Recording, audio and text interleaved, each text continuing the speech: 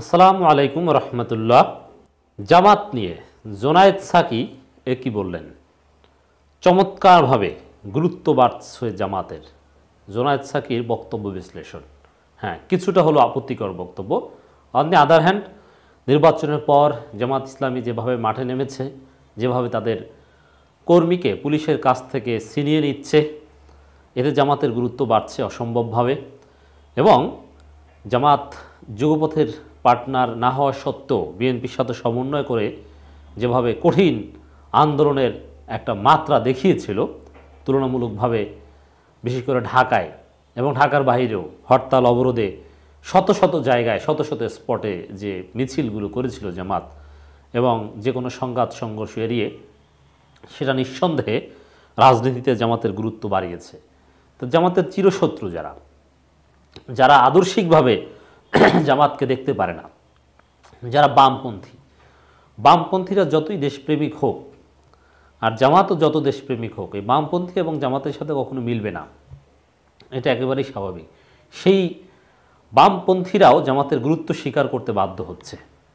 দর্শক, জোনায়েদ সাকি কোনো জনপ্রিয় রাজনীতিবিদ নন, কিন্তু ব্যক্তি হিসাবে গুরুত্বপূর্ণ, অত্যন্ত দক্ষ একজন রাজনীতিবিদ, মেধাবী একজন রাজনীতিবিদ, অনেকটা পরিচ্ছন্ন রাজনীতিবিদ। ব্যক্তি জীবন যথেষ্ট পরিশীলিত এবং গোছালো, তাকে নিয়ে ওই রকম কোনো নেতিবাচক বিতর্ক নেই।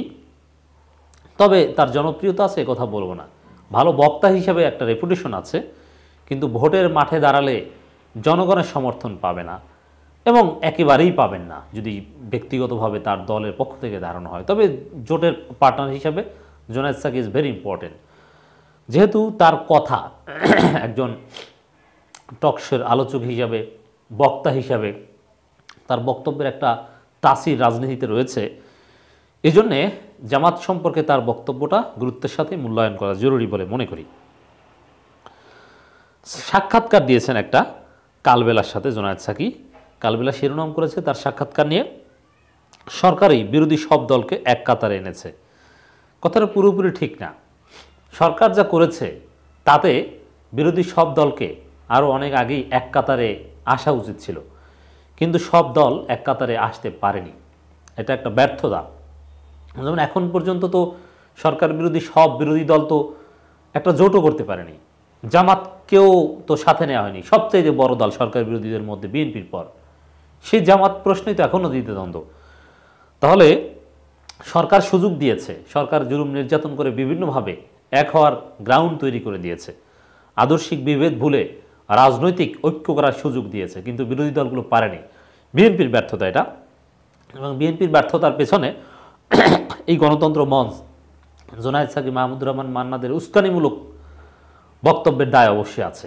কারণ তারা বিভিন্নভাবে সরকার বিরোধী সব দল এক মঞ্চে না আসুক, অমুকে আবার ইসলামপন্থী, তমুকে নানান বয়ান কিন্তু সামনে নিয়ে এনেছে আমরা জানি, যদিও আজকের বক্তব্যটা অত্যন্ত কনসিডারেবল। এছাড়া দেখেন চরমোনাই, তারাও কিন্তু কম বেশি মার খেয়েছে, আর যা খেয়েছে সামনে আরও খাবে, কিন্তু তারপরও চরমোনাই সরকার দালালি করেই যাচ্ছে, এক মঞ্চে বা বিএনপির সাথে আসতে একেবারেই দ্বিধাবোধ করছে। অতএব থিওরিটিক্যালি জোনায়েদ সাকির বক্তব্যটা ইম্পর্টেন্ট, যে সরকার বিরোধী সব দল, সরকারই বিরোধী সব দলকে এক কাতারে এনেছে। এক কাতারে আনার প্রেক্ষাপট বা গ্রাউন্ড তৈরি করে দিলেও বিরোধী সব দল বিভেদ ভুলে গিয়ে সরকারের বয়ান কি, অমুকের রাজাকার, স্বাধীনতা বিরোধী, এগুলো আওয়ামী বয়ান, তো সেগুলো ভুলে গিয়ে এক কাতারে আসলে এখন পর্যন্ত আসতে পারেনি। This is very significant. 7 জানুয়ারি নির্বাচনে ভোট কেন্দ্রে না গিয়ে দেশের জনগণ নীরব প্রতিরোধের সূচনা করেছে বলে মনে করেন গণসংহতি আন্দোলনের প্রধান সমন্বয়ক জোনায়েদ সাকি। দ্যাটস রাইট, কিন্তু নীরব প্রতিরোধে সরকারের কিছু হবে না, সরব প্রতিরোধ করতে হবে। দ্বাদশ জাতীয় সংসদ নির্বাচনের পরবর্তী সার্বিক প্রেক্ষাপট সহ কালবেলাকে একটা সাক্ষাৎকার দিয়েছেন। রাজনৈতিক আদর্শিক পার্থক্য থাকলেও ভোটাধিকার কেড়ে নেওয়া নিয়ে সরকার বিরোধী সব দলকে এক কাতারে দাঁড় করিয়েছে। সেখানে জামাতের সাথে সম্পর্ক নিয়েও গুরুত্বপূর্ণ বক্তব্য দিয়েছেন জোনায়েদ সাকি। অন্য জামাত বাদেও অন্য দুই একটা প্রশ্ন আমি একটু বিশ্লেষণ করতে চাই, তারপরে শেষে জামাত প্রশ্নে তার বক্তব্য মূল্যায়ন করতে চাই।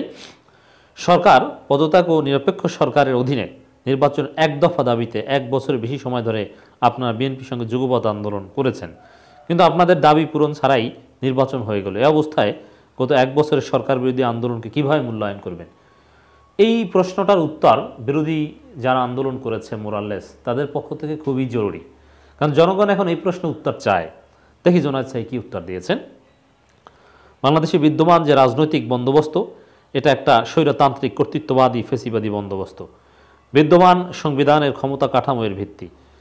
এই বন্দোবস্ত বদল করে একটা গণতান্ত্রিক রাজনৈতিক বন্দোবস্তের জন্য সংবিধান সংস্কার করে ক্ষমতার ভারসাম্য তৈরি করা, সাংবিধানিক অর্থনৈতিক রাজনৈতিক রূপান্তরের লক্ষ্যে আমরা দীর্ঘদিন ধরে লড়াই করে আসছি।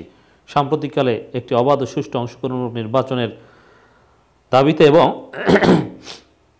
এর সাথে সাথে 31 দফা বা এই বিষয়গুলো তুলে ধরেছেন। এইসব নানান বিষয় তুলে ধরে তিনি ক্লিয়ার কোনো উত্তর আসলে দিতে পারেননি এবং 7 জানুয়ারি নির্বাচনে ভোট কেন্দ্রে না গিয়ে দেশের জনগণ নীরব প্রতিরোধ করেছে বা এই সব কথা বলে তা আন্দোলনের সফলতার দেখানোর চেষ্টা করেছেন। কিন্তু সদুত্তর কিন্তু এখানে হয়নি। সত্যিকার উত্তর হচ্ছে সরকারের দমনপীড়নে বিজয় হয়েছে, আর বিএনপি বা বিরোধী দলগুলোর সমন্বয়ের অভাব ছিল, তাদের মধ্যে সমন্বয়গত ব্যর্থতা ছিল, সাংগঠনিক দুর্বলতা ছিল, বিশেষ করে জামাতকে প্রপারলি ইউটিলাইজ করতে না পারা। এটা কিন্তু সঠিক উত্তরের মধ্যে পড়ে আন্দোলনের ব্যর্থতার পেছনে। আরও কিছু আন্তর্জাতিক কারণ আছে, বিশেষ করে ইউক্রেন যুদ্ধ এবং প্যালেস্টাইন ক্রাইসিস। এগুলো শুরু না হলে হয়তো যুক্তরাষ্ট্র অন্যভাবে খেলতো বাংলাদেশে, ভারতের প্রয়োজনীয়তা তাদের কাছে অত বেশি থাকতো না। যাই এবার আসি জামাত প্রশ্নে তিনি কি বলেছেন। আগামীর আন্দোলনের সামনে রেখে জামাত ইস্যুতে গণতন্ত্র মঞ্চের অবস্থান কি হবে? সাকি বলেন, গণতন্ত্র ও ভোটাধিকার প্রতিষ্ঠার জন্য যারা লড়াই করছেন তাদের মধ্যে রাজনৈতিক ও আদর্শিক পার্থক্য আছে, এটা সত্য, কিন্তু ভোটাধিকার কোনো বিশেষ দলের একক দাবি নয়, সব দলের দাবি। মানুষের ভোটাধিকার কেড়ে নিয়ে সরকারই বরং সব দলকে এক কাতারে দাঁড় করিয়েছে, যার ফলে যার অবস্থান থেকে আন্দোলন চলছে, যার অবস্থান থেকে যার অবস্থান থেকে আন্দোলন চলছে, এটাই তো একটা দুর্বলতা। মানে সবাই একত্র হয়ে কেন আন্দোলন করছে না, জনগণের প্রশ্ন কিন্তু এটা। এর মানে এটা তাদের ব্যর্থতা। যারা আরও বেশি ঐক্যবদ্ধ হতে পারছে তারা যুগপৎ ধারায় আসছে, এক মঞ্চ তৈরি করছে, কিংবা কেউ একদলেও পরিণত হতে পারে। এই ঐক্যের প্রক্রিয়াটি অব্যাহত থাকবে, তবে এখানে আদর্শগত পার্থক্যের বিষয়টি তো একেবারে বিলীন করে ফেলা যাবে না। এই প্রশ্নটা হচ্ছে জোনায়েদ সাকিদের ধান্দাবাজি। তা আদর্শগত প্রশ্ন মানে জামাতের সাথে জামাত প্রশ্ন অবস্থান কি, এই অব্যাহত থাকবে অমুক্তম, এগুলো সব ধানাই ফানাই কথা। অব্যাহত থাকবে মানে কি, সরকার 41 পর্যন্ত ক্ষমতায় থাকবে আর ঐক্য প্রক্রিয়া অব্যাহত থাকবে, যে যার মতো আন্দোলন করবে, এক মঞ্চে আসতে পারবে না। এগুলো সব প্রতারণা জনগণের সাথে, এগুলো সরকারের প্রজেক্ট। আমি বলছি না যে জোনায়েদ সাকি সরকারের দালাল, কিন্তু কথাবার্তাগুলো সরকারের দালালি টাইপের। এখন দেখেন, প্রশ্ন করা হয়েছে জামাত সম্পর্কে এক মঞ্চে আন্দোলন বা একসাথে আন্দোলনের বিষয়, সেখানে আদর্শগত বিষয়টি তো একেবারে বিলীন করে ফেলা যায় না। তা আদর্শগত বিষয়টা কি? এই আদর্শগত বিষয়টা কে শিখিয়ে দিয়েছে? জামাতের সাথে আপনাদের আদর্শিক পার্থক্যটা কোন জায়গায় একটু বলেন না। এটা যদি খোলামেলা আবার তার কাছে সম্পূরক প্রশ্ন করা হয়, তাহলে উত্তর দিতে বাধ্য হবেন যে জামাতের সাথে গণতন্ত্র মঞ্চের বা জোনায়েদ সাকিদের আদর্শিক পার্থক্য হচ্ছে সরকার যা শিখিয়ে দেয় সেটা। সরকার কি শিখিয়ে দেয়? জামাত স্বাধীনতা বিরোধী, জামাত যুদ্ধাপরাধীদের দল, এই যে বয়ানগুলো, এই কারণে তাদের সাথে একসাথে এরকম এক মঞ্চে ওঠা সম্ভব না। তাহলে এই যে ওঠা সম্ভব না, এটা বিএনপি বুঝে না। বিএনপির তো এখন আপত্তি নেই, বিএনপি তো সরকারও নিয়েছে।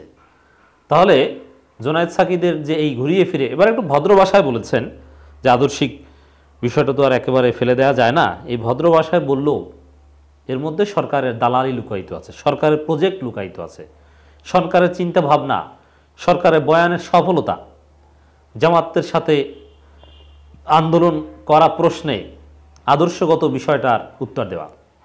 এখন আদর্শগত বিষয় কি? আদর্শগত বিষয় যদি বলা জামাত ইসলামিক রাজনীতি করে, তারা কল্যাণ রাষ্ট্র প্রতিষ্ঠা করতে, এগুলোতে তাদের আপত্তি নেই, এই প্রশ্নে তাদের দ্বিমত নাই। কারণ চরমনাই বা আরও অনেক ইসলামী দলের সাথে কিন্তু এরা মেশে, এক মঞ্চে ওঠে, দাওয়াত দিলে যায়, কিন্তু জামাতের সাথে যেতে রাজি হবে না। তাহলে বোঝা গেল যে প্রশ্নটা ইনিয়ে বিনিয়ে জোনায়েদ সাকি আপত্তি করার চেষ্টা করছেন, এই প্রশ্নটার উত্তর হচ্ছে সরকারের শিখিয়ে দেওয়া প্রজেক্ট থেকে জোনায়েদ সাকি বের হতে পারছেন না। না হলে অযাচিতভাবে আদর্শগত পার্থক্যের বিষয়টি তো একেবারে বিলীন করে ফেলা যাবে না, এ কথা বলতে পারেন না। তার কথা নিজের কথার সাথে নিজের কথা কন্ট্রাডিক্টরি। তিনি একবার বলেন যে আদর্শিক বিষয় ভুলে সরকার সব বিরোধী দলকে এক কাতারে এনেছে, আবার বলেন যে না আদর্শিক বিষয়টা তো ভুলে দেওয়া যাবে না। এর মানে কি? কন্ট্রাডিক্টরি কথা বলেন এবং সরকারি বয়ানের বাহির হতে পারেন নাই। সে পার্থক্য থাকা সত্ত্বেও অধিকতার সমন্বয় কীভাবে হতে পারে সে বিবেচনা আন্দোলনকারী দলগুলোর মধ্যে সবসময় কাজ করছে। সবসময় কাজ করলেও আপনারা হয়তো সেই ঘুরিয়ে ফিরিয়ে খোঁচা দিয়ে সেই আদর্শিক জায়গাটার কথা বলার চেষ্টা করেন। তো দর্শক, আমি জুনায়েদ সাকির এই বক্তব্যের বিরোধিতা করলাম। ভদ্র ভাষায় স্মার্ট মানুষ, তো ভদ্র ভাষায় সরকারের বয়ান প্রতিষ্ঠা করে যাচ্ছেন, তার বক্তব্য প্রত্যাখ্যান করছি।